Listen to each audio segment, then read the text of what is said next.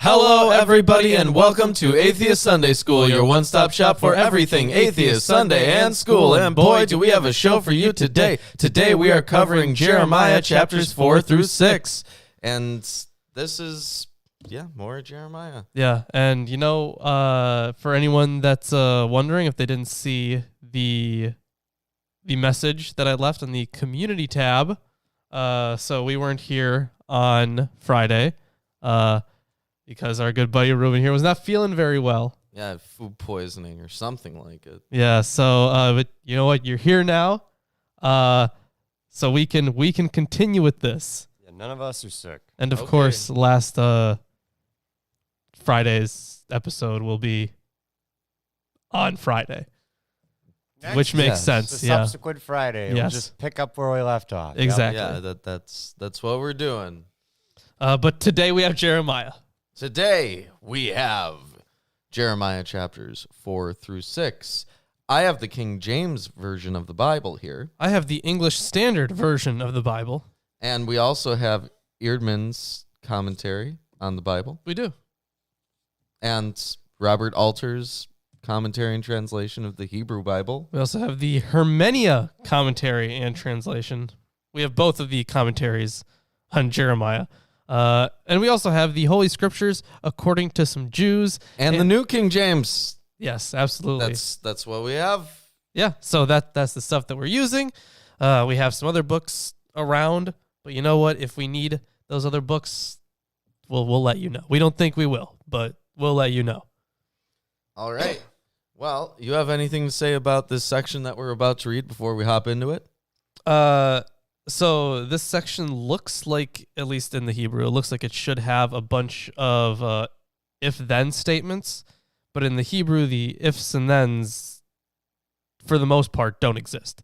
A few of them do, but not all of them. So it's apparently been quite a ride trying to figure out where the ifs and thens go, aside from the ones that we do have.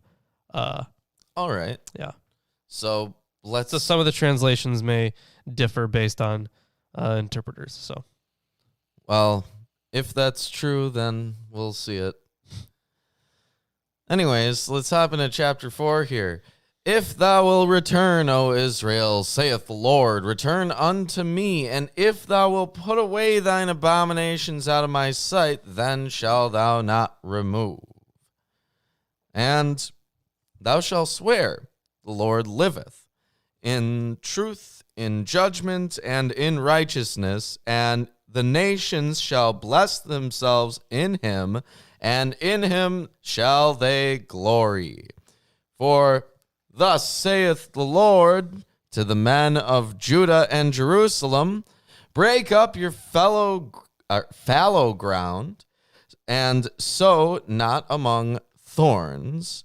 Circumcise yourselves to the Lord, and take away the foreskins of your heart, ye men of Judah and inhabitants of Jerusalem, lest my fury come forth like fire, and burn that none can quench it, because of the evil of your doing. So be circumcised to the Lord and remove your heart's foreskin. Of course, I think we've seen this imagery before. Right? Yeah, we have. And it also, once or twice. Yeah, it's at least sets up a precedent for Paul's whole circumcise your heart thing. Which, what a weird... It is a weird thing to say, but, it's because, that's the whole covenant thing, so you gotta, trust and whatnot. It is weird, though. Yeah. And it's also... Don't actually... I don't know what that would mean, but don't, attempt to cut off your heart's foreskin, because whatever that might mean, you probably need it. So what I'm getting... Yeah, all the heart parts are needed. Yeah, just keep those. Yeah. Keep those in there. What I'm getting from these verses so far is that this is more polemics against idolatry and against race mixing, basically. As per right? Because it's normal narrative in yeah, this literature. sow not among thorns, right? Right after it says that you won't engage with these abominations. Yeah, I mean the abominations. And the abominations thing, that's in Deuteronomy. If it's the same word, I think it's Deuteronomy where they have the homophobic stuff. Yeah. Although it has been argued that it didn't initially say that, but there's a good amount of scholarship on that. But I mean that's for a whole nother thing. I think Digital Hammurabi has a good video about it. So check that out after the show. But also abomination stuff. You also have the abomination of desolation in Daniel, which we will get to much later. In like a year. It'll be quite a bit. So this section that we just read over. So the first colon appears ambiguous. Of course, we just read the whole circumcise yourself or be circumcised to Yahweh, where Yahweh is the goal or recipient of the action, or it could read be circumcised by Yahweh, where Yahweh is the agent. The former interpretation is taken by plenty of versions. There's the Greek, the Vulgate, the Peshitta, and recent translations, and is favored by the antecedent passages in Deuteronomy 10:16. And you shall circumcise the foreskin of your heart. So that makes perfect sense. Yeah. Well, the point being that you're pledging yourself to Yahweh. Yeah, but there's also a second, the second interpretation. It's clear with a passive verb, and I can't read the Hebrew here, but there's a passive verb there, which may introduce the agent. Such a meaning is at least compatible with the parallel expression, remove the foreskin of your heart. The question is, who rules the heart of Judah? In 31:33, Yahweh will write his law on the people's heart. And in 15:19, the initiative of returning lies in tension between Yahweh and Jeremiah. The two parallel clauses are an expansion of the clause in Deuteronomy 10:16 already cited. Jeremiah performs a slightly different form of the word heart than the Deuteronomistic authors do. Thus, the choice of heart here would remind the hearer of Deuteronomy. In addition, the form may have been chosen here partly because of the vowel parallelism between Lebavkim and Le-Yahweh. Oh. There you go. All right. Declare ye in Judah and publish in Jerusalem, and say, blow ye the trumpet in the land. Cry, gather together, and say, assemble yourselves, and let us go into the defenced cities. Set up the standard toward Zion. Retire, stay not, for I will bring evil from the north and a great destruction. So we're returning to this evil from the north thing. Yep. Which might be the Assyrians, might be... Yeah, it could be a few things. It's honestly a little bit ambiguous. Could be a reference to Babylon, even though they're not in that direction, really. So, very strange. The lion is come up from his thicket, and the destroyer of the Gentiles is on his way.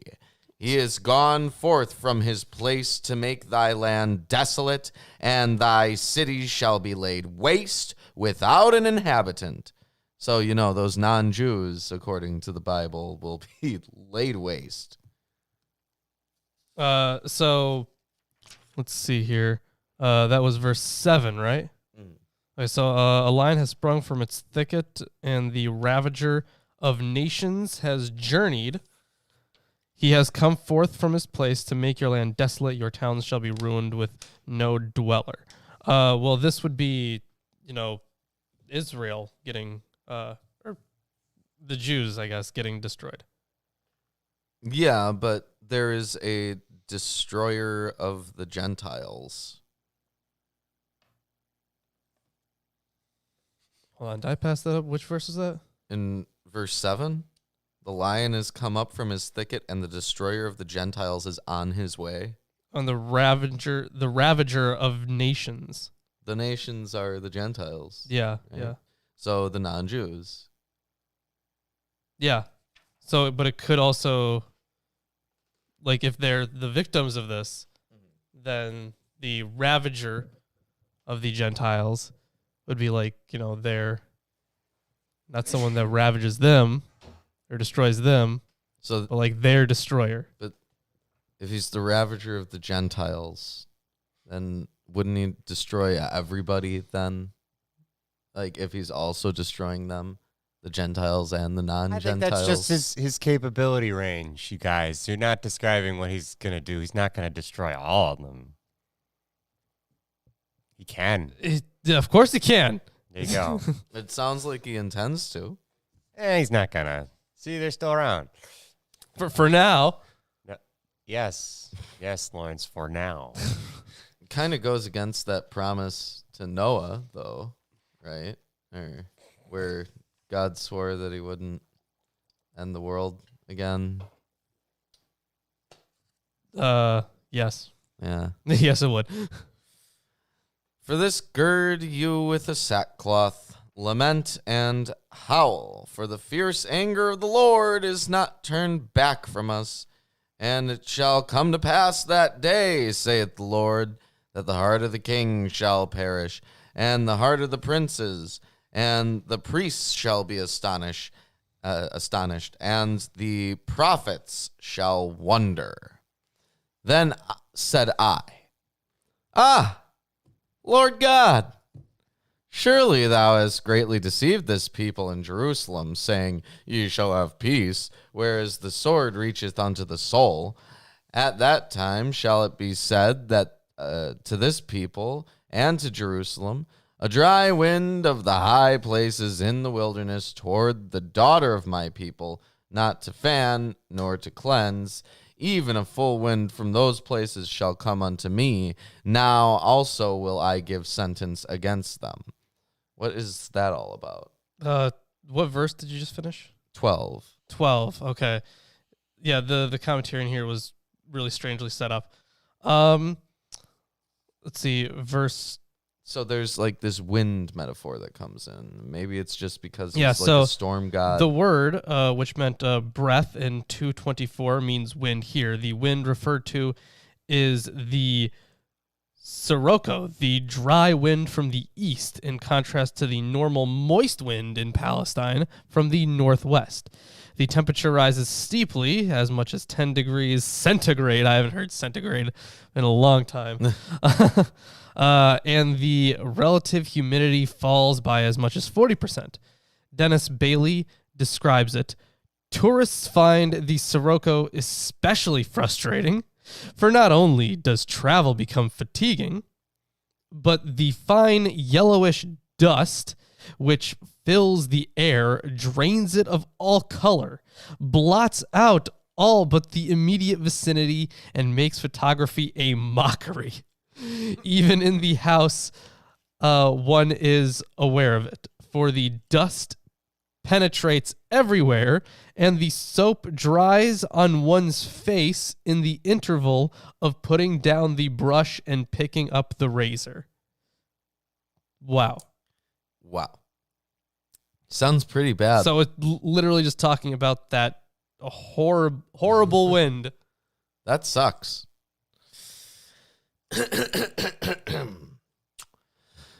Behold.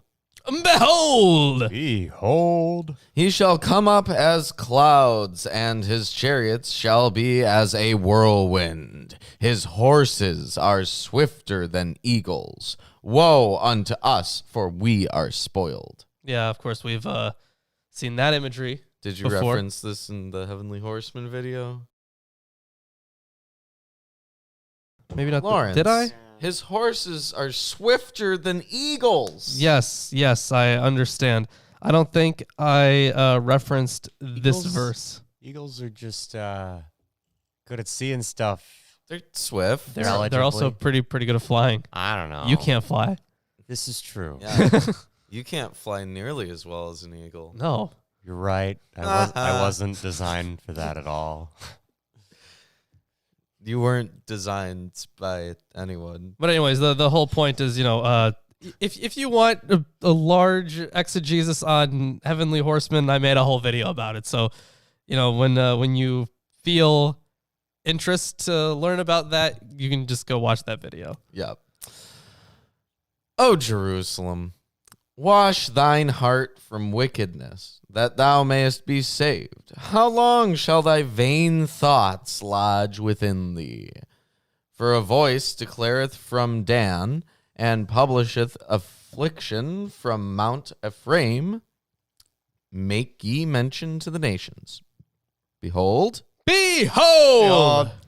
publish against Jerusalem, that watchers come from a far country, and give out their voice against the cities of Judah. As keepers of a field are they against her round about, because she hath been rebellious against me, saith the Lord. So that's they're getting criticized by all the nations because they're rebellious against Yahweh. That sounds So realistic. so realistic. Yes, happy Hanukkah. This is the Hanukkah special. Shalom. L'chaim. I'm not Jewish, but hi, guys. Okay, so they're like keepers of a field. Thy way and thy doings have procured these things unto thee. This is thy wickedness, because it is bitter, because it reacheth unto thine heart. My bowels, my bowels. Whoa, relax there, man. I am pained at my very heart. That's not in your bowels. My heart maketh a noise in me. I cannot hold my peace, because thou hast heard, O my soul, the sound of the trumpet, the alarm of war. Okay, so they're just freaking out. Yeah. Destruction upon destruction is cried, for the whole land is spoiled. Suddenly are my tents spoiled, and my curtains in a moment. How long shall I see the standard, and hear the sound of the trumpet? For my people is foolish.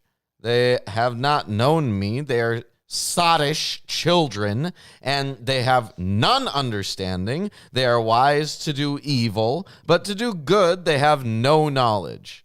That's Wow. anti-Semitic. Then that sounds a lot like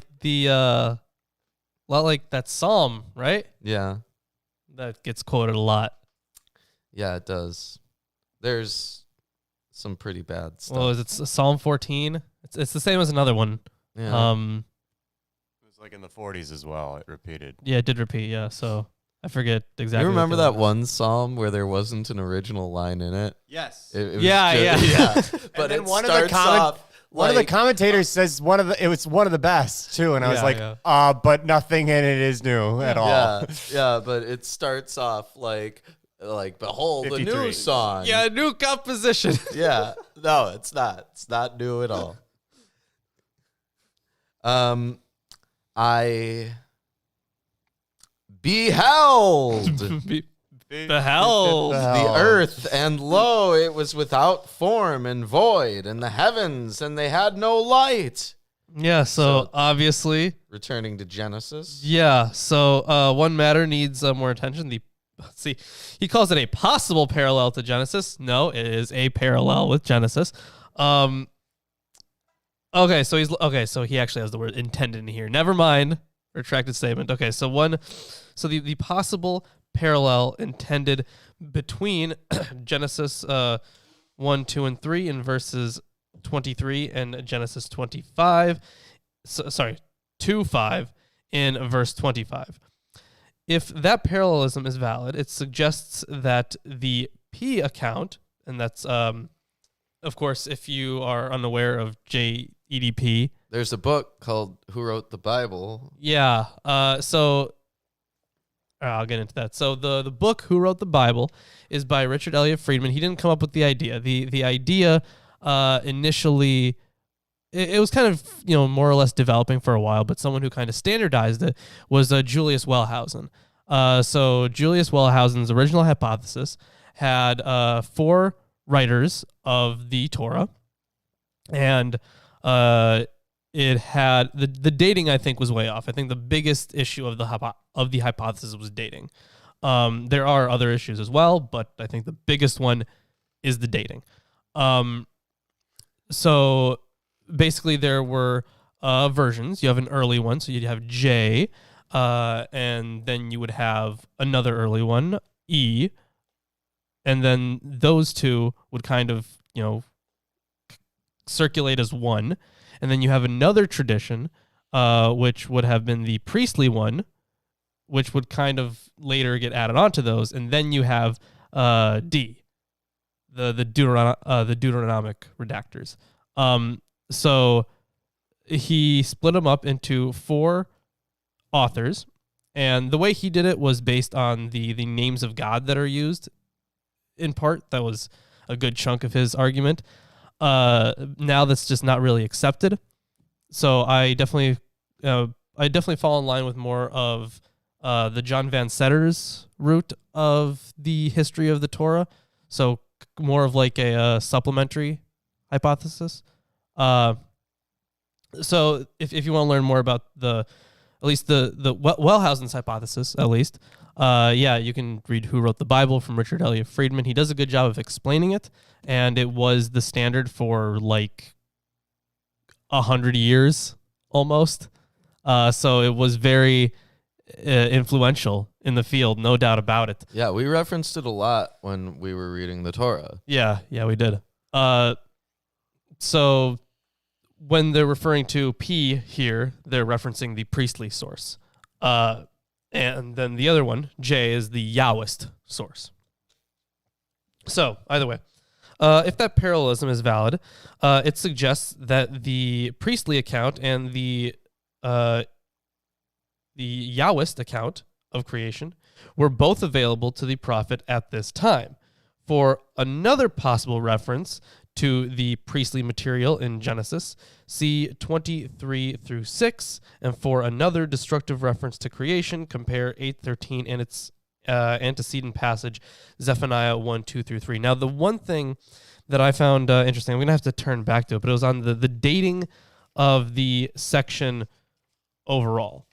So this would be critical, honestly, for the history of the Bible, honestly, because if one is quoting another, knowing the date of one would kind of help you with knowing the date of the other, right? Yeah. So it would be critical to understand the date that these things were composed. So I'm flipping to the section here. All right. So the section that he's talking about is 4:5 through 31. So we are not done with the section yet. We're almost there. But because I think it's critical, I'm going to read this now. So the question of a date for the components of this passage and analogous passages placed afterward in the book is inextricably bound up with general questions of the chronology of the prophet's life, the boundaries of the components, and the identity of the foe from the north. Many commentators, for example, Rudolph, have assumed that the material was first spoken between the 13th and 18th years of Josiah, so 627 and between 622, stuff like that, under the assumption that Jeremiah accepted his prophetic call in the 13th year, and that appeals to repentance must antedate Josiah's reform. Others, Bright, leave the question open. The lower chronology proposed in the present work rules out altogether a date before Josiah's reform. It may be pointed out that the phrase "disaster I am bringing" in 4:6 is found in Huldah's prophecy, 2 Kings 22:16. Jeremiah may then see the carrying out of the prophecy after Josiah's death in 609. For the question of the identity of the foe from the north in the present study, he has a whole excursus on it. He's just referencing that. A large proportion of the material preceding the present passage, that is 2:1 through 4:4, has been here assigned to the first scroll. In that material, there is little sense of the immediacy of battle. Now, it is likely that any first scroll material found in 4.5 and thereafter will have been uttered after the first scroll material within 2.1 through 4.4. As already noted, the terminus ad quem, I think that's the earliest possible date, for the scroll is March or April 604, the end of the 14th year of Jehoiakim. And I think I constantly mispronounce that name. That year had seen the Battle of Carchemish and the consequent eclipse of Egyptian power. Babylon was the new power to reckon with. All signs, therefore, point to Carchemish as the stimulus for verses 5 through 8, 13 through 18, 29 through 31. News of the outcome of the battle would hardly have taken more than a month to reach Jerusalem, so that a safe guess for these sections is the early summer of 605. All right. I'm going to continue then. And he does have some actual notes, because he just referenced a few of the verses there, the more explicit war ones, but the one of them that we just read over with the Genesis parallel. Mm-hmm. What verse is that exactly again? That was 23. 23. Okay. So verses 19 through 22 and 23 through 28 offer no specific clues for dating, but both passages are fuller and more elaborately worked out, and coming after verses 9 through 12 are likely to have taken shape afterward, but not long afterward, perhaps during the early weeks of 600. All right. I beheld Blurp. the mountains, and lo, they trembled, and the hills moved lightly. I beheld, How beheld. and lo, there was no man, and all the birds of the heaven were fled. I beheld, Beheld. and lo, the fruitful place was a wilderness, and all the cities thereof were broken down at the presence of the Lord and by his fierce anger. Yeah, so he has This ravaged the place. this beheld section is strange. I haven't seen anything like that in the Bible. Not yet. Yeah, so of course translations would be like, I saw, I looked, you beheld, of course. And it's also strange that it's 4 repetitions, right? It says in 23, 24, 25, and 26. Mhm. Right? Usually they do it a different number of times. Like 3, Yeah, or 3 is really common. 7, And 2 is really common. 2, yeah. Yeah. Or it can just keep going on and on. Yeah, like a forever list. Yeah. Yeah. So I don't know why it was 4. yeah, no idea why. And he does have some notes on the construction of those beheld verses. A good amount of them, actually.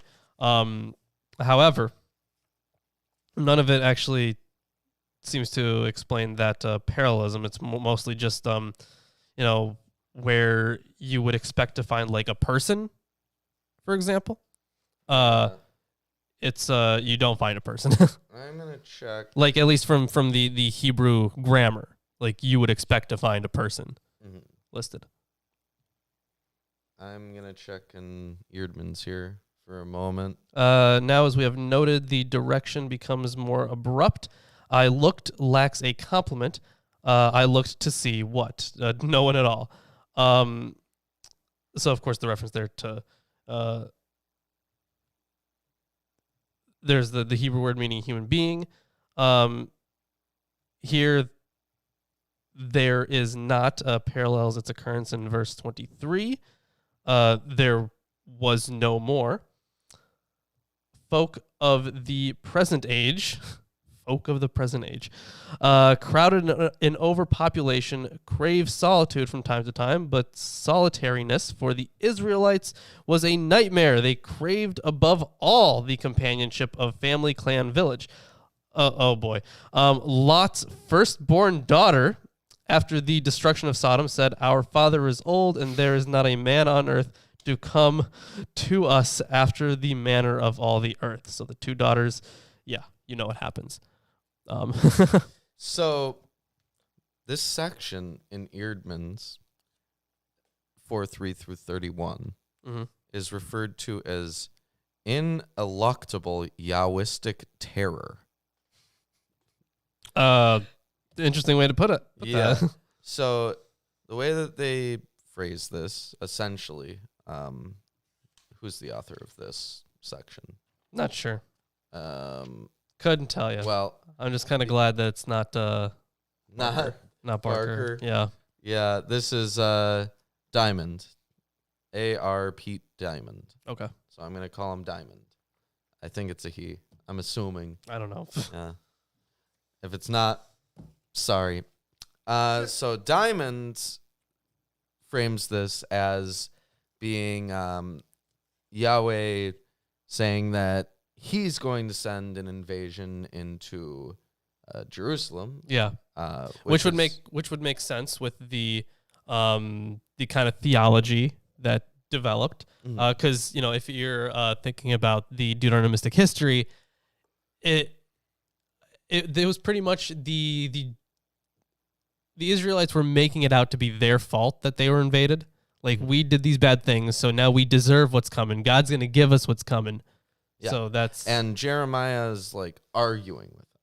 Yeah. Right. But Diamond says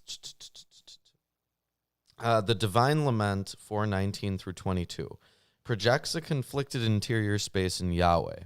It mythologizes a psychology of patriarchy faced with threats to its social power. It sustains the innocence of God torn over the destruction of his community, his patrimony, yet forced to these extreme measures in the face of egregious cultural folly. In doing so, the composition seeks to rehabilitate the myth of Yahweh through a rhetoric of sympathy, the latter rationalizing cultural destruction and colonization under the sign of a deity, left without any other psychological options. The composition also lays the ground in these conflicted divine passions for the reappropriation of a hope later in the scroll, even as it deeply anchors patriarchal psychology within Yahwistic myth. Goes on to say a bunch of stuff about sexual politics. Of course. Israel. I'm not going to read all that. Is it too raunchy? Is it too raunchy for this channel? No, it's just like not really substantial. Okay. But essentially it's apologists in the Bible. Okay. Apologizing for Yahweh's clear moral ineptitude because he didn't have any other choice. Ooh. Anyways, we've just finished this beheld section. For thus hath the Lord said, this is verse 27, the whole land shall be desolate, yet will I not make a full end. For this shall the earth mourn, and the heavens above be black, because I have spoken it, I have purposed it, and will not repent, neither will I turn back from it. The whole city shall flee for the noise of the horsemen and bowmen. They shall go into thickets and climb up on the rocks. Every city shall be forsaken, and not a man dwell therein. And when thou art spoiled, and what wilt thou do? Though thou clothest thyself with crimson, though thou deckest thee with ornaments of gold, though thou rentest thy face with painting, in vain shall thou make thyself fair. Thy lovers will despise thee, they will seek thy life. For I have heard a voice, as of a woman in travail, and the anguish as of her that bringeth forth her first child, the voice of the daughter of Zion, that bewaileth herself, that spreadeth her hands, saying, Woe is me now, for my soul is wearied because of murderers. Oh man, I think the author of this should have a talk with with Isaiah. Yeah. And we have a nice little discussion about woes. He's really getting into it. So that's what it takes to apologize for Yahweh's actions. It's saying that, wow, they're all just heathenish murderers. Even the land is screaming out in pain because of their horrible treachery against God. Yeah. So in verse 30, the destroyed one, the evidence sense is the one destined to be destroyed, foreseen and imagined as though it were already an accomplished fact. The Hebrew term is masculine, but a feminine form is required, which may simply reflect a scribal lapse. And then for the last verse there, the woman screaming in labor. That's pretty much the whole the whole thing. While the writhing of a woman in birth pangs is a conventional trope for suffering, it ends up being ironized here because the verse concludes in death instead of birth. The word killers is held back until the very end of the next poetic line. Well, that is the end of chapter 4. If you're enjoying the stream so far, give us a like, comment, subscribe, do all of the fun things, and share it with your friends, share it with your family, share it with your neighbors, share it with absolute strangers who you've never spoken to before. Speaking of sharing, we have this new shirt. I don't know if Chris wants to, put that merch thing in there. I mean, you probably have to scroll down to find it. Yeah. But unless it's just not there for some reason. It's not there. Weird. Strange. But okay, well, we have other shirts that Chris is going to pin anyways. Yeah, there we go. Classic Behold shirt. Yeah, classic. But there is a new shirt. Yes. There is the 666 Drive shirt. So yeah, and you know what? There's this bee holding up this sign, and it's just adorable because it's a bee. Yeah, it's Bees our are mascot. Great. Yeah, Clearly. Or it will be. Clearly our channel mascot. It's bad. It is bad. You're right. All right, here's this for you. Might have to find the right chapter and whatnot. There you go. Okay. So I guess we are hopping into chapter 5, Which is called by Diamond Unpardonable Yahwistic Failure. We'll see what Jeremiah has to say about that. Because Jeremiah's a prophet. We already know he was responding to Diamond. Mm-hmm. Oh, yeah. That's how these books work. Absolutely. Damn. In fact, it's the Bible responding to the commentators. That's the twist. That's the hook. So That's the hook. Yeah. there's a bit about the structure and form here. It's not that Yeah, holidays. much, but there is what's relevant here is that there's a lot of battle, like wartime language that's used here, and like the way that some things, like verse 1, it says is appears to be battle orders. They're masculine plural, but they turn out to be an ironic appeal to the hearers to look for an honest man in Jerusalem, right? So there's some things like that occur throughout. And evidence has been given for a setting late in the period of 605 through 601, most probably the autumn of 601. So this would have been just would have been just after the time of the last thing we read. Mm-hmm.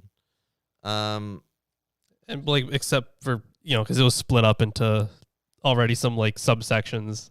So it would be after part of it, but then before another part of it. Mm-hmm. Okay. It says, thus the passage hints at Yahweh's law, the path of Yahweh, the justice of their God, material appropriate to a season in which the Deuteronomic law was recited by the chronology offered here, the early autumn of 601. And the phraseology of verse 5 may well be applicable to the time when Baruch read the contents of Jeremiah's first scroll to the courtiers and then to the king. So here we're going to see some language representative of the early stages of Yahwism. I'd say. Yeah. And apparently there are many surprises in these verses 1 Oh. through 9. All right, Particularly. let's see how surprised I'm going to be. So, chapter 5. Run to and fro through the streets of Jerusalem. Look and take note. Search her squares to see if you can find a man, one who does justice and seeks truth, that I may pardon her. So Yair Hoffman, this is Alter, detects an echo here of Abraham's dialogue with God in Genesis 18 I see over whether Sodom can be spared if 10 just men can be found in it. I see it, yeah. Yeah. It's like, but what if there's one just guy? Right. Yeah, absolutely, I see it. So that allusion mobilizes the trope of Israel as Sodom, compare Isaiah 1, and also makes the terms more generous. God would forgive Jerusalem if a single just man could be found there. Though they say, as the Lord lives, yet they swear falsely. Oh, okay. So this is kind of like bringing back the fools thing, right? Like people who are like faking it. So the Hebrew could also be rendered as swear by a lie. Lundbaum proposes that this lie refers to Baal, so swear by Baal. O Lord, do not your eyes look for truth? You have struck them down, but they felt no anguish. You have consumed them, but they refused to take correction. They have made their faces harder than rock. They have refused to repent. Of course, that's kind of like, I don't know if this would be an allusion to like the hardening of Pharaoh's heart. I don't know. Sure. A little bit. No, probably not, honestly. Or sorry, maybe not an illusion, but parallel more. I'm not sure. At least a I'd go little that bit. far. All right, fine, whatever. That's fair. It's pretty. Give us your own Pretty flimsy, anyways. Alter's take. It's pretty flimsy, anyways. You know, Alter doesn't say anything really. Although the Hebrew terms suggest high social status. So, of course, they're saying here that look at all the devastation you already caused them, and they're still not worshiping you properly, which would make sense with all the Deuteronomy stuff, or the Deuteronomistic history stuff. it's those high places. They just forget. Yeah, exactly. They just why leave them there? It's like you go away for a generation, you come back, and the next guy's like, Ah. I'm sure they're fine. No, they're the problem. They're always the problem. Then I said, these are only the poor. They have no sense, for they do not know the way of the Lord, the justice of their God. These are only the poor. They have no sense. Of course. Okay, so that would be the people who aren't worshiping properly. Those would be the poor. And I'm guessing that they are poor because they have no sense. Yeah, Not necessarily financially poor, but like poor in the heart. Oh, I was thinking exactly financially poor because they don't have any sense. Oh, that's good too. That works. Yeah. Just as a pun, though, obviously not intended. The translations. That's verse 4. Is only the lowly who are foolish, etc., behave foolishly. These translations neglect the force of the pronoun haim. I propose that ad dalim haim be understood as a nominal clause, and that noalu then be understood as a subordinate clause, as if introduced by Asher. The NEB and NJV follow this line, although they translate Noalu is as if it's coordinate. Quote, after all, these are the poor, these are stupid folk. NJV, these are the just poor folk, they act foolishly. Man, could you imagine saying this to a person? Yep. I think I'd have some poor reception with it. Yeah, you would. You might be a bit insulted. Yeah, it's a little much. I- It's yeah. But well, if you follow the reasoning that the Bible gives, they're poor because they're foolish, right? Yeah. If they were doing everything right, then they would obviously be super wealthy and happy and everything. And even then, they have a defense for that too, because it's like, hey, sometimes bad things happen to good people. Oh yeah. Yeah. So, either way, honestly, let's see. I will go to the great and will speak to them, for they coffin motherfuckers. I will go to the great and will speak to them, for they know the way of the Lord, the justice of their God.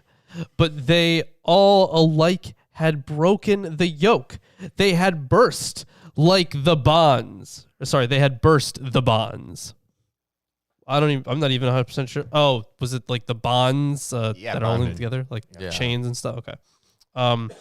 Therefore, a lion from the forest shall strike them down. A wolf from the desert shall devastate them. A leopard is watching their cities. Everyone who goes out of them shall be torn in pieces before their transgressions, because their transgressions are many. Their apostasies are great. So the beasts of prey are metaphors for an invading army. Yeah, of course. Coming from, pretty much all sides, I guess.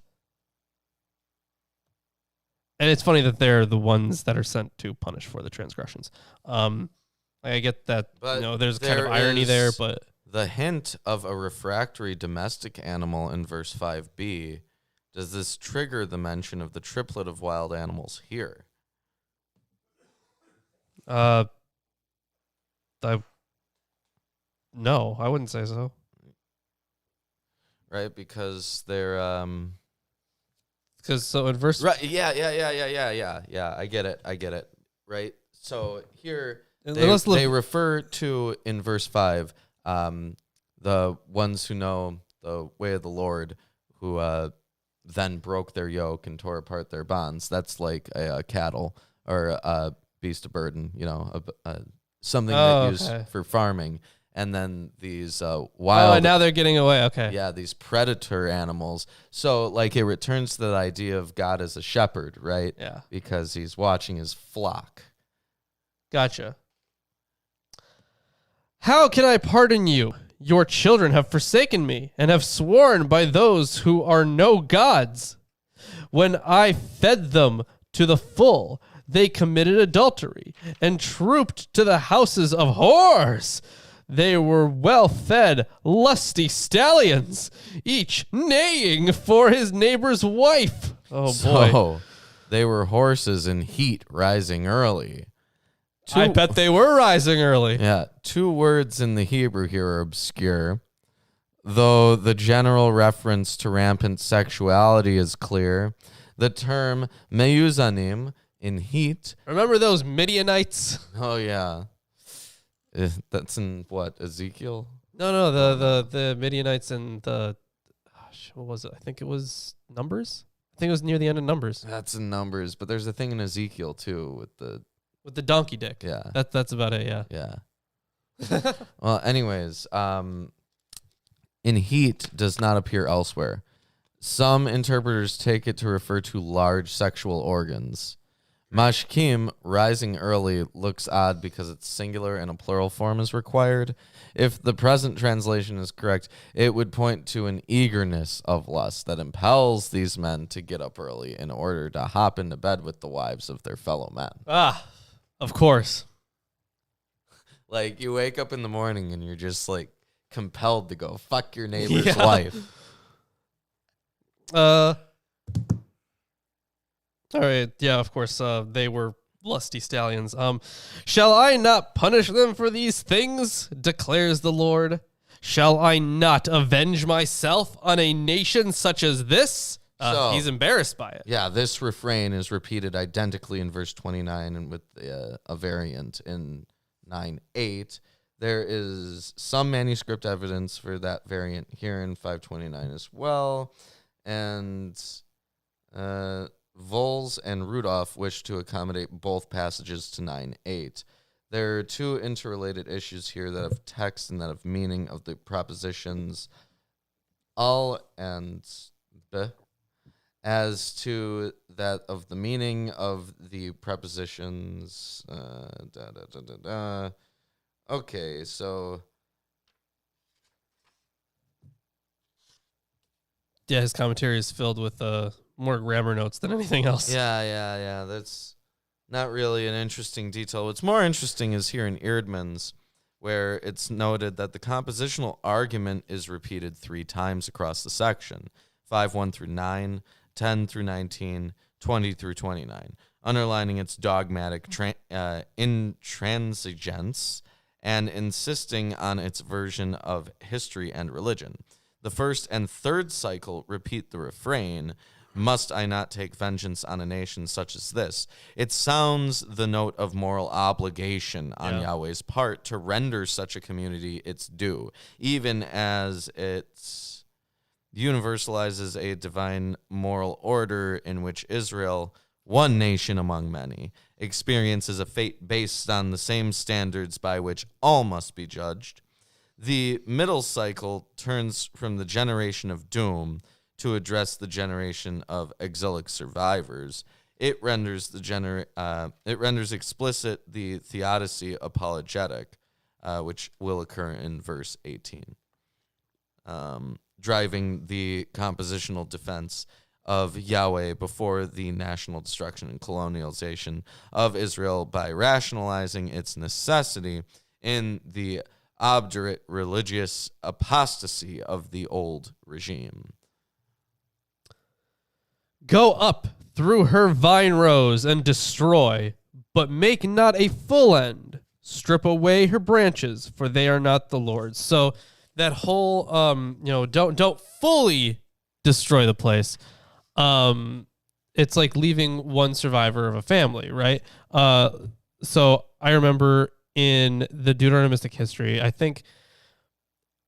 forget whose kids it was, but like there was this horrible, like, I don't know, there was some king who was described as evil, and then his whole family was destroyed, but like just one was left and whatnot. Like, oh, there was that whole thing with the clothing, where there was like a piece for somebody, because it was ripped up into a whole bunch of things, and I forget who that was for.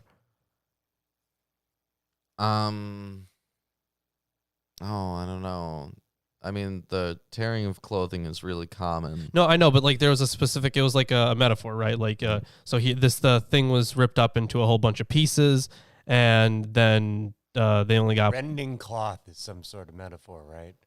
Yes, like the family is going to be broken, but it's not all going to be destroyed. You have this one piece, but that was for a specific person. I forget who that was. It was about his descendants. I want to say Solomon, but I don't think it was Solomon. I don't recall. Okay, well, whatever. Either way. Yeah, so it kind of reminds me of that whole thing. For the house of Israel. Well, hold on. The first words, climb through her terraces, balance the first words of verse 1, work through the streets of Jerusalem. If the words of verse 1 sound like an urban search and destroy mission, these words seem to be a rural counterpart. Okay, gotcha. For the house of Israel and the house of Judah have been utterly treacherous to me, declares the Lord. They have spoken falsely of the Lord and have said, He will do nothing. No disaster will come upon us, nor shall we see sword or famine. The prophets will become wind. The word is not in them. Thus shall it be done to them. So the prophets are but wind. The Hebrew puns on ruach, which means both spirit and imbue the prophets, and wind. Vain. Yeah. Vanity. It's vanity. They're a mere breath, as our friend Kohelet would put it. Right. Therefore, thus says the Lord, the God of hosts. Yeah, Jeroboam. Thanks, Jason. Jeroboam. Yes, thank you, Jason. Okay. Yeah, I knew it. See, I knew it was someone evil. Yeah. The Cavs guy. And he said to Jeroboam, take for yourself 10 pieces, for thus saith the Lord, the God of Israel, behold, I will tear the kingdom of the hand of Solomon and give the tribes to you. Out of the hand of Solomon. Yeah. So. And that was a bad dude. Yeah. Yeah. Jeroboam was a bad dude. He was not a bad enough dude, though. No, apparently not. Nah. If he were a more bad dude, he would have won. Let's see here. Therefore, thus says the Lord, the God of hosts, because you have spoken this word, behold! Behold. I am making my words in your mouth a fire, and this people wood, and the fire shall consume them. Your words will destroy them. Yeah, so this is the false word dismissing the prophets, Yes. saying that there was no word in them. Yeah. The measure for measure retribution will be a word of consuming fire placed by God in their mouths. They're spitting fire. Yeah. They're spitting hot bars. Oof. Behold! Behold. Behold. I am bringing against you a nation from afar, O house of Israel, declares the Lord. It is an enduring nation. It is an ancient nation, a nation whose language you do not know, nor can you understand what they say. Yeah. So it's supposed to be more terrifying because You don't understand what they they don't say. understand what they say. Like shibboleth. Like, could you imagine, like, the difference? Like, I guess a lot of people in America would react the same way, right? Like, if someone, if Canada invaded, we wouldn't see it as, like, people wouldn't see it as big of an issue, I think. Yeah. But then, Maybe. if Mexico invaded, you know the GOP is going to be, like, freaking out about that shit. Yeah. If anyone invaded, would freak out a little. Well, like, they I'm would pretty react sure that less if with Canadians. Canada invaded, there would be like a very short period of time that would happen, and then there would be no more Canada. There would be like the 51st, Sure. 2nd, Sure. 3rd, 5th, and 6th states. Oh, they'd break it up more than that, and you know it. Honestly, Maybe. not They all would. that habitable. They'd probably make it chunks, like course. provinces. Okay, of course it's not convenience. habitable, but we turn things into states where, so yeah, we have plenty of states where people don't want to live. I don't know. Let's talk about the Bible. Yeah, let's talk about the Bible.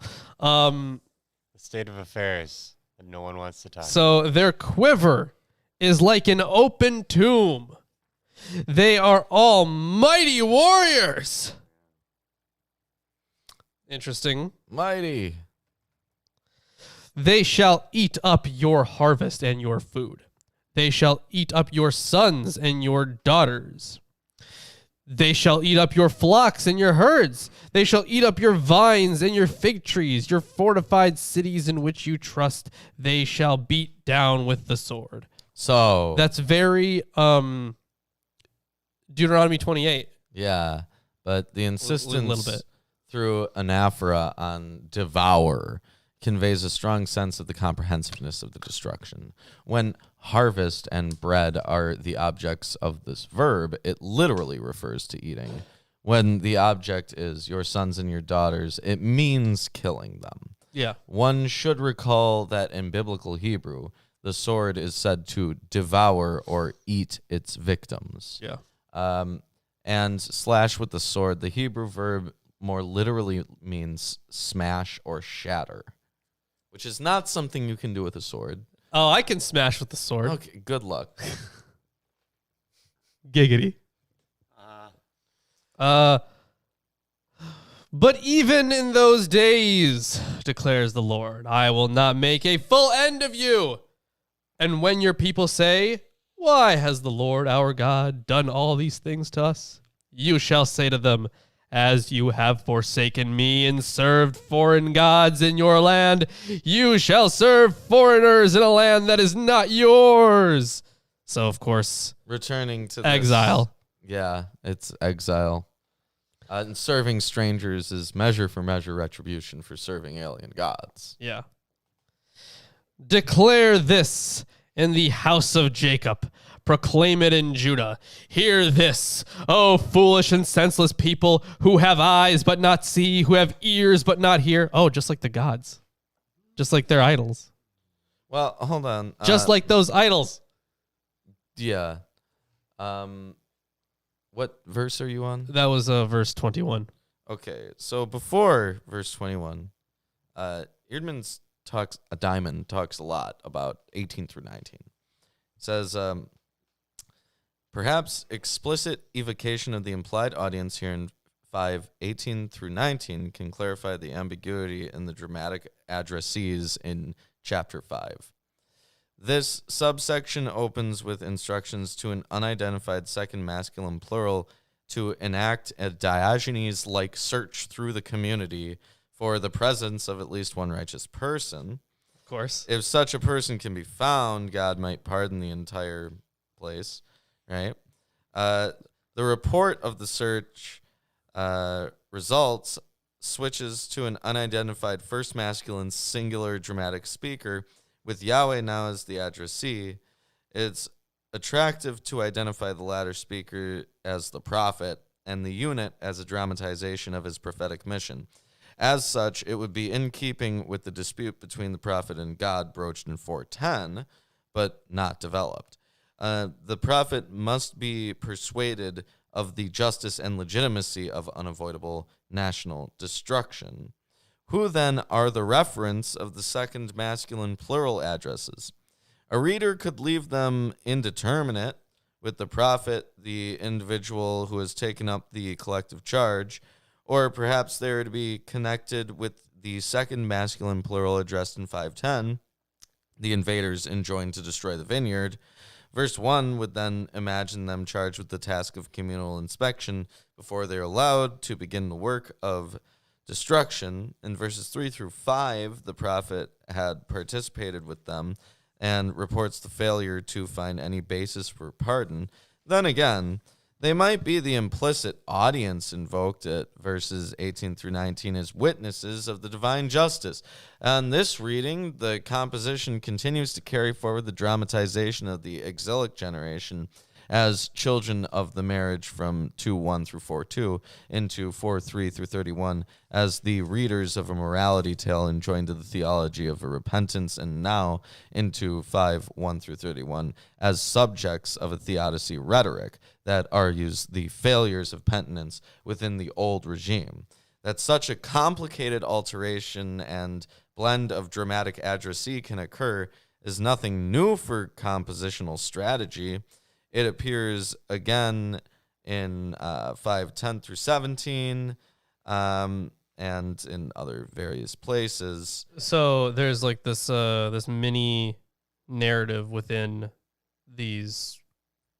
within like the prophet's words, basically. Like he's talking about the like how there's no one there who's doing any good, and you're all gonna get destroyed because you deserve it. Like, look how much you fucked up. Mm-hmm. Within that, he includes like, you know, hints and phrases that get like a mini narrative out of it. Yeah, and well, here when it's talking about spitting fire, right? Yeah. It says the Hot failure. bars, yeah. The failure of the mission to surface a basis for pardon, carried out by the prophet as dramatic proxy for the implicit audience, transfigures the Jeremiah mission.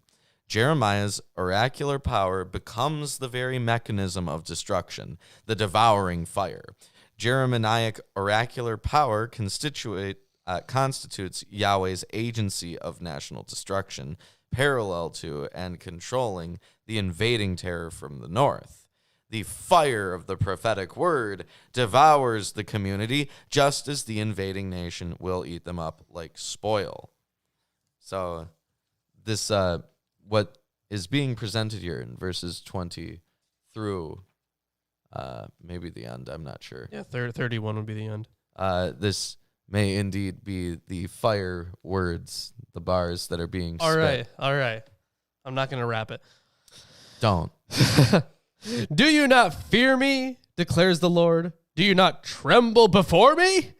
I place the sand as the boundary for the sea, a perpetual barrier that it cannot pass. Oh, so shit, I got some bad news for you, God. Yeah, the sand is a boundary to the sea is a recurring motif in poetry and Bible.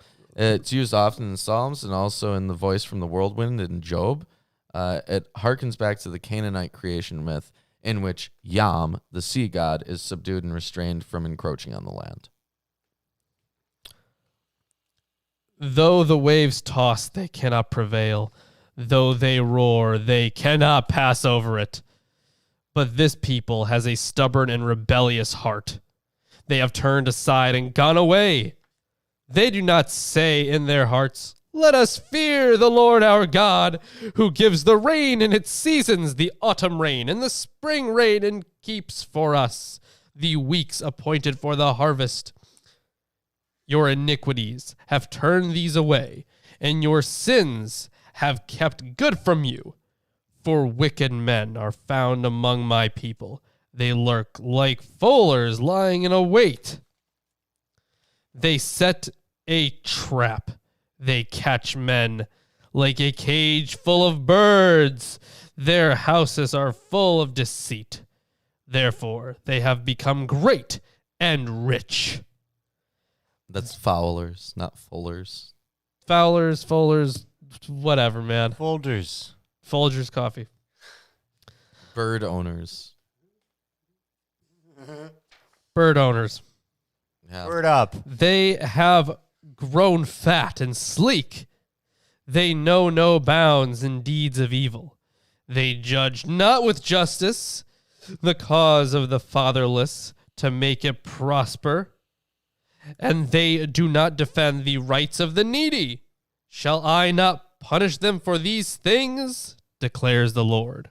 So, And I shall not avenge myself on a nation. And shall I not avenge myself on a nation such as this? So, returning to that same thing, this is the repetition that occurs. But returning to the bird catcher, the comparison with the bird catcher returns. His basket's full of birds. It's a way better movie than The Birdcatcher, by the way. Oh. The Birdcatcher returns. Yeah. In the same way, the houses of the exploiters are full, not of the men they catch, but of their substance, their possessions. The word mirma, fraud, is used by Metomony for the goods gained by fraud. A good parallel is Zephaniah. Yeah. And I will punish those who fill their master's house, or the house of their Lord, with violence and fraud, also mirma there, and compare similar Metomony in Amos 3:10. So there is something that occurs elsewhere in the Bible as well. I can't wait to get to books like Amos and Hosea, because those are like the oldest ones. Yeah? Yeah. So that'd be interesting. All right. An appalling and horrible thing has happened in the land. The prophets prophesy falsely, and the priests rule at their direction. My people love to have it so. But what will you do when the end comes? So the appalling and terrible thing. The idea is stronger in the Hebrew through more pronounced alliteration. Shama Wesha'arura. So sounds great. It's That is wordplay. beautiful. That's happening there that you don't really get. So that's why Alter translates this as frightful and fearsome. So so there's still some of that it alliteration maintains there. the alliteration. Okay. And that is the end of the chapter.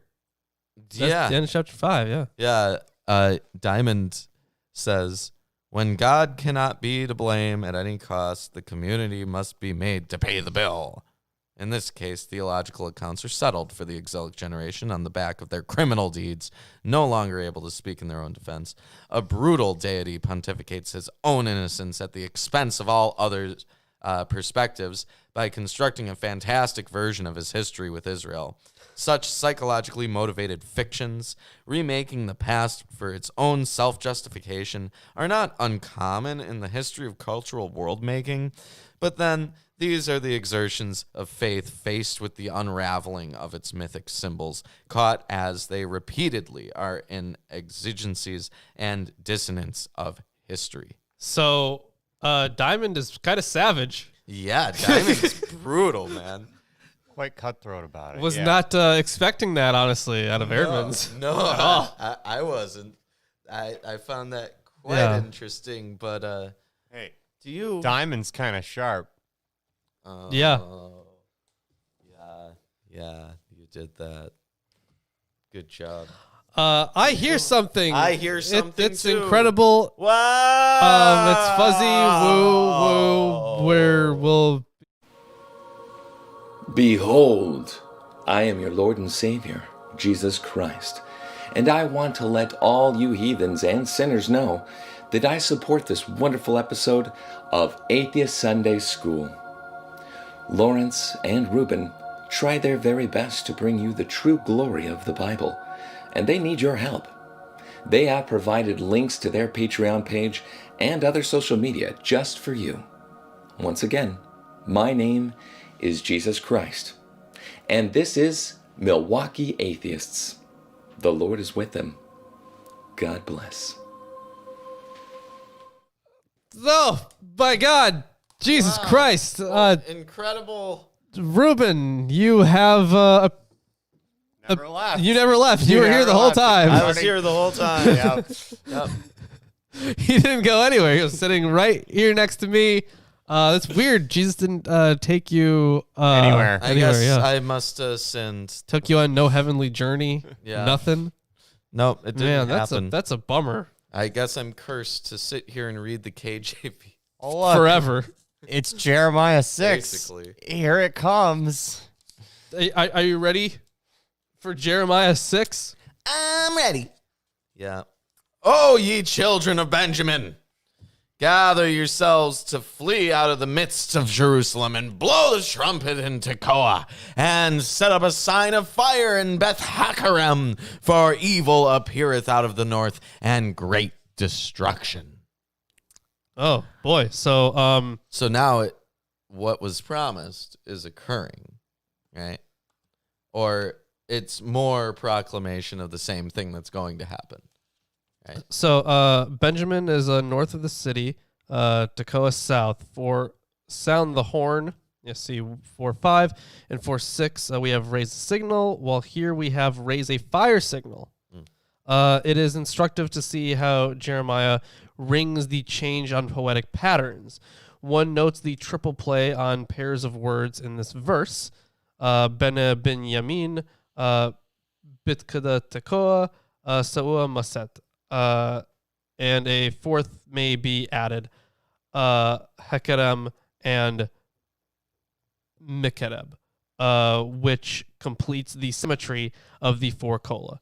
The word lifting, more literally, is used of a smoke signal in Judges 20:38 and 40, and on the basis of the occurrence of the word in the Lachish ostraca, and ostraca just, little pieces of pottery, is translated fire signal, but it must be admitted that it could be any signal visible from a distance, smoke by day or fire by night.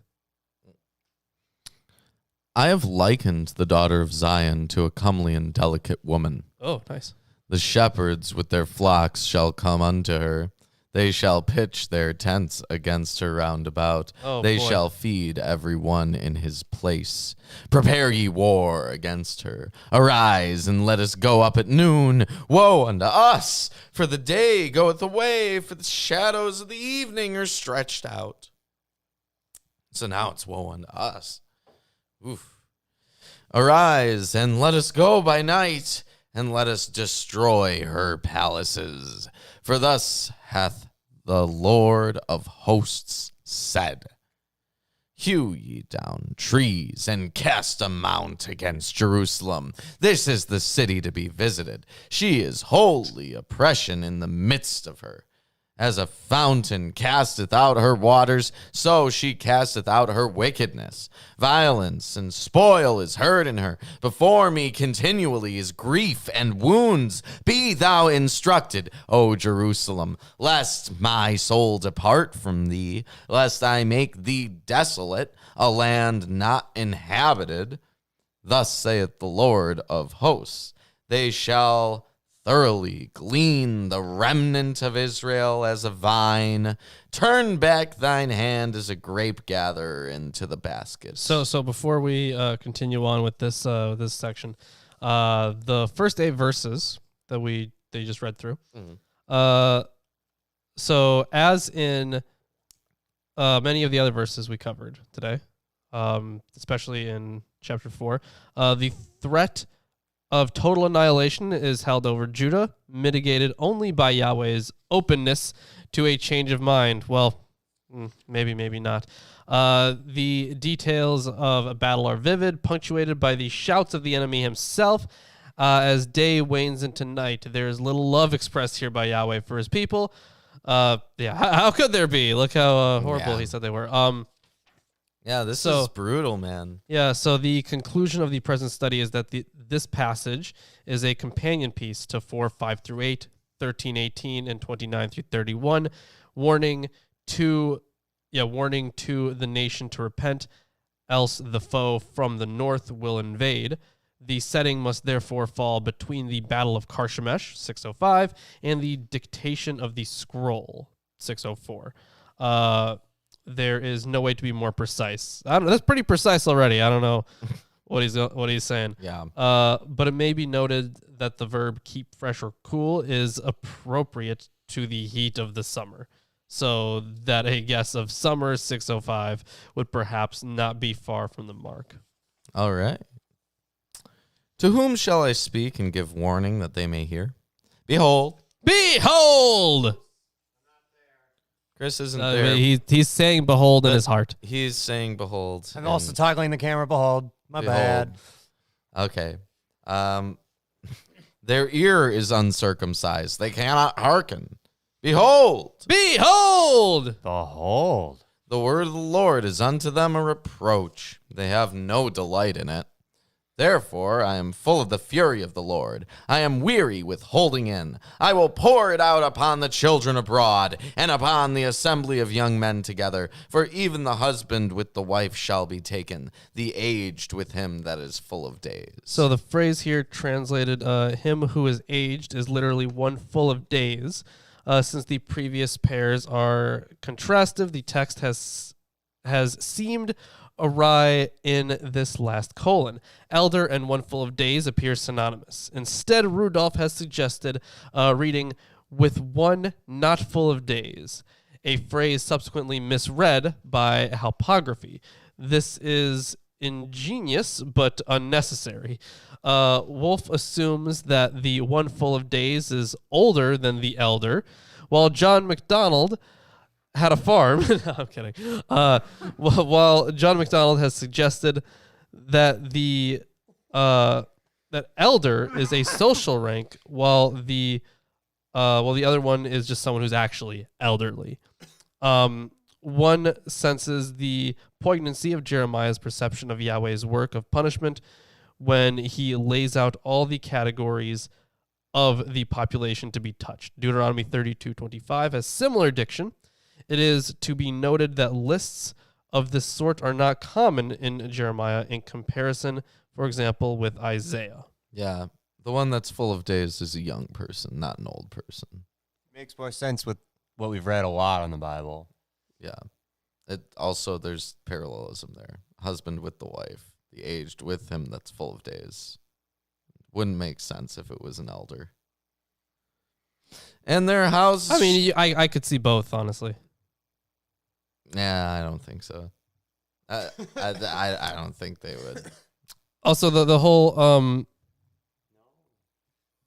full of days thing. It means you have many days left ahead to of you. live your Yeah, life. I see what you're going for, but also could mean that you have lived a lot of days. But why would they do it?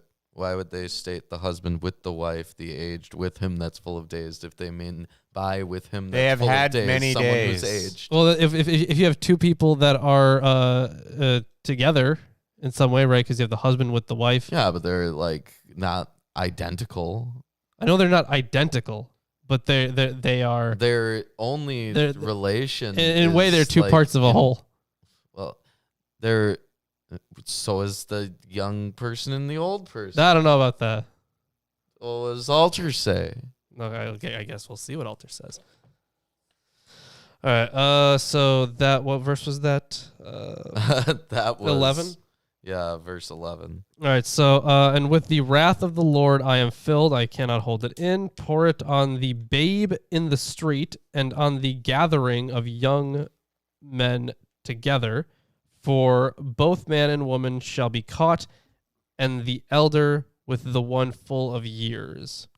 So the wording suggests some distinction between the two. Interpreters, at least as far back as Rashi, have understood full of years to mean extreme old age, which is possible but not certain. That's ridiculous. I see what you're going for. Why would anyone ever refer to, like, there's no reason that you would refer to someone of extreme old age in that statement. It makes more sense for it to be a young person in context. Let's see. The interesting. I want to check out the note that he has for the pour it on the babe in the street. So it of course sounds cruel to make toddlers playing in the street the object of divine wrath. I would say so. But what the prophet has in mind is that the invading army, as was often the case, will perpetuate a general massacre. I see what they're going for. So they already covered children, and they're covering young men, and they're covering the middle-aged, the husband and wife, man and woman, very general, and then they are going to old people, and then even older people. Yeah, here it says Job died old and full of days. I do remember it being going in either direction, actually. So while I can see where you're coming from, so you have like old and extremely old. This has never been a distinction in the Bible at any, like... Nope, it's just kinds. Your favorite It's distinction. Kinds, of course. Okay. It's not well described. Let's just go and with that. Jason in the chat, he's quoting like all the times that this is full of days to clearly mean old. Yeah, but if it just means old in those other instances, there's no implication that it means excessive. It also means that your days were good, maybe like full of useful days. Full of good times. Yeah, right. And Not cheer. a I don't know. terrible life. I don't know, but like it seems like that would be a Except for stretch, Job. except for Job, right? So that would be a stretch there. And there's Job. Because he's always the exception. oh, whatever. And their houses shall be turned unto others with their fields and wives together, for I will stretch out my hand upon the inhabitants of the land, saith the Lord. For the least of them, even unto the greatest of them, everyone is given to covetousness. And from the prophet, even unto the priest, everyone dealeth falsely. They have healed also hurt of the daughter of my people slightly, saying, Peace, peace, when there is no peace. Were they ashamed when they had committed abomination? Nay, they were not all ashamed, neither could they blush. Therefore they shall fall among them that fall. At that time that I visit them, they shall be cast down, saith the Lord. Thus saith the Lord, stand ye in the ways, and see, and ask for the old paths. Where is the good way? And walk therein, and ye shall find rest for your souls. But they said, we will not walk therein. I was just going to point out some of the kind of the close literary parallels between that last section there and do you remember the thing in Isaiah about, because the part that's interpreted to be the fall of Lucifer, but this Babylonian king who's going to stumble. Mm-hmm. Yeah. Like I just kind of noticed some literary parallels there. A few, not many. Mm-hmm. I might just be like, reading into it too much. You're reading into it too much. Yeah. That's totally possible. So with the full of days thing, maybe it means excessively old, but most of the characters in the Bible who live to old age are excessively old. Well, the thing is, if you go to the ages in the Torah, they are in fact excessively old. Like, yeah, that's whoa, Almost 1,000. yeah. Although Like when it comes to and you also have to remember the period these things were written, right, for the language. Right. So if this would have been written, if it was exilic, or even if it was just before the exile and whatnot, it would still share a lot of very close parallels to the language used in the Deuteronomistic history. Right. So it would closer mean like that would be the closer language to it. So yeah, Methuselah almost 1,000. Yeah. So the language is closer to it for the Deuteronomistic history, I would say, because I think the Torah itself just came later, right? But the characters who are referenced as being old and full of days, they don't live anywhere near as old as the right. Torah characters. So if those things were written beforehand, yeah. They would okay, in the ancient world, yes, they would consider 130 very old. Yeah, they would, obviously. Okay, like incredibly old. Yeah, but it's nowhere near 960. Yeah, but that was like those things would have been written later. And those are bonkers years. Yeah, we got to acknowledge. Yeah, but that. if they're written later, then why wouldn't they also refer to them as full of days? They're more full of days. They have a phrase for those: crammed full of days. Yeah, like chocked full of days. Just overwhelmingly stuffed, filled with days. Yes, days. Yeah, in a daze. Anyways, what verse was I at? I was at verse 15 here, right? Were they ashamed when they had committed abomination? Nay. Returning to the abomination terminology that popped up earlier. Also returning to the horses there. Yes. Nay. Yeah. Nay.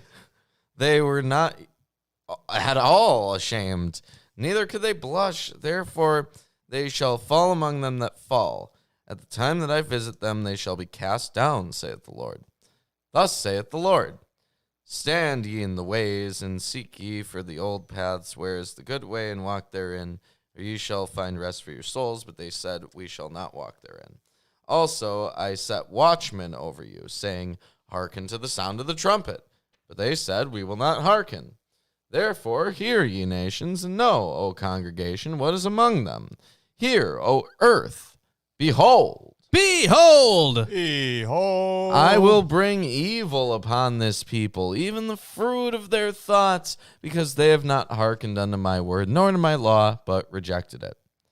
To what purpose cometh there to me incense from Sheba, and the sweet cane from a far country? Your burnt offerings are not acceptable, nor your sacrifices sweet unto me. Oh shit! You know what? Maybe he has a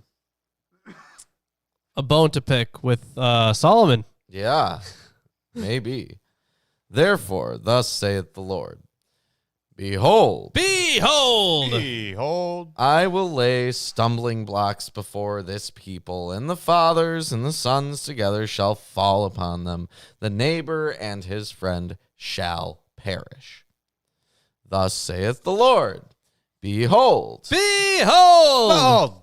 a people cometh from the north country, and a great nation shall be raised from the sides of the earth. The sides of the earth. Sides of the earth. So what? Sorry, what verse is that? That was verse 22. Verse 22. There are sides of the earth. Well, now. I don't. Maybe it's It's a not literally cube. sides. No. Cube Earth confirmed. Time cube is real. If it's flat, it has to have sides, even if it's like a coin shape. No. It's the edges of the coin. it's flat.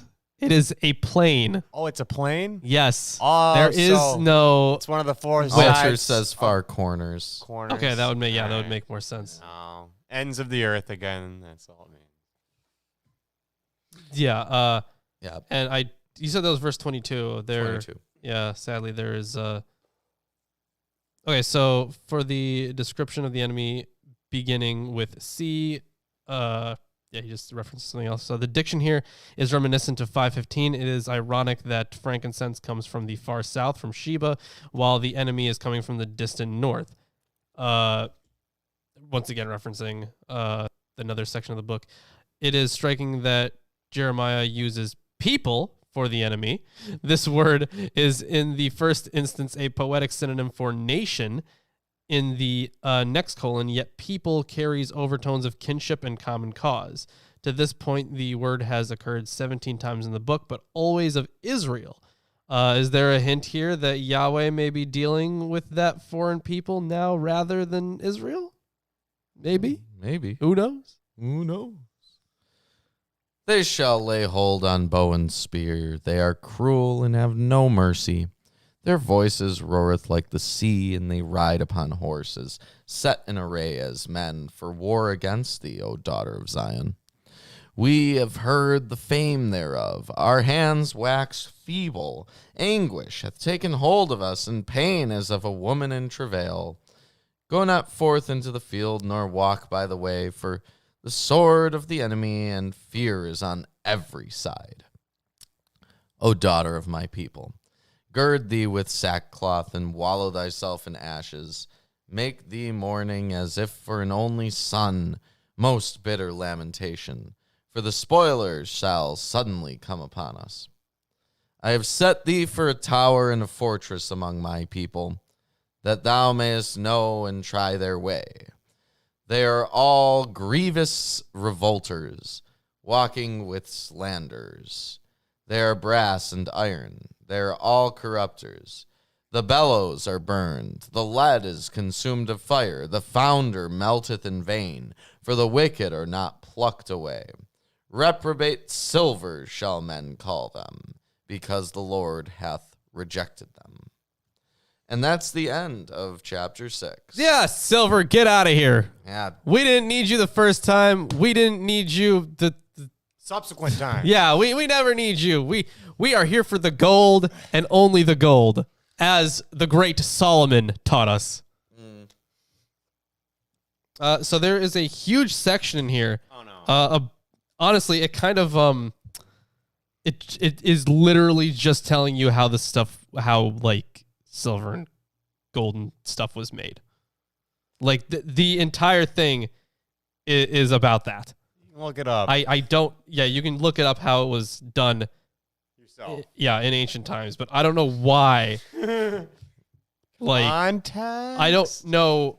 Like, yes, context. It's very important to have context, but I don't think.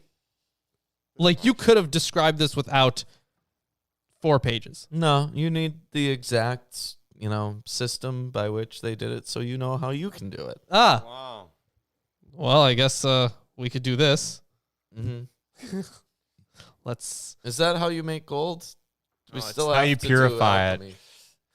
I mean, I don't know, but like, I certainly don't have to know how exactly, like, every specific thing they did Mm. to make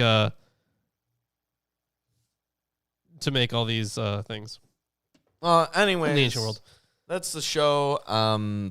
Thanks for viewing. Yeah, thanks for joining us today. If you haven't yet, subscribe, like, comment. Check out our Amazon wish list where there's tons of books that we can add to this table so we can read even more every week. And check us out on Patreon where you can get video scripts, the Quran script. Yes, so Yeah. Ruben had been working on a video.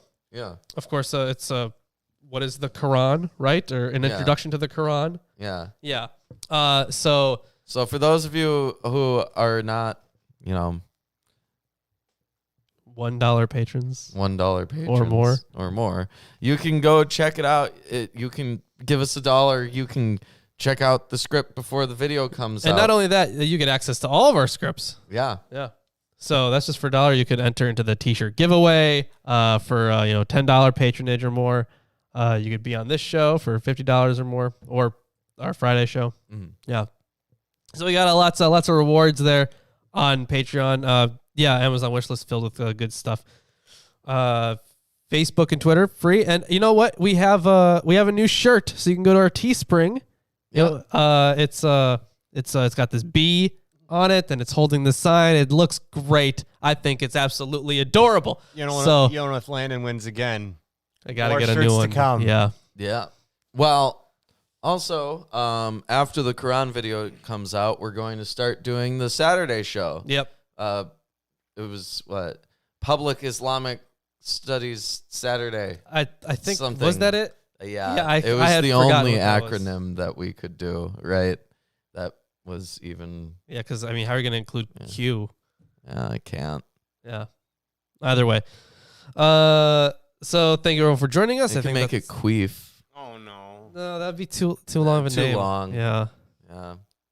Piss is already too long, but it'll have to do. Yeah. And then we're gonna, eventually we're gonna do, the Book of Mormon, and Yeah. that one's gonna be fun.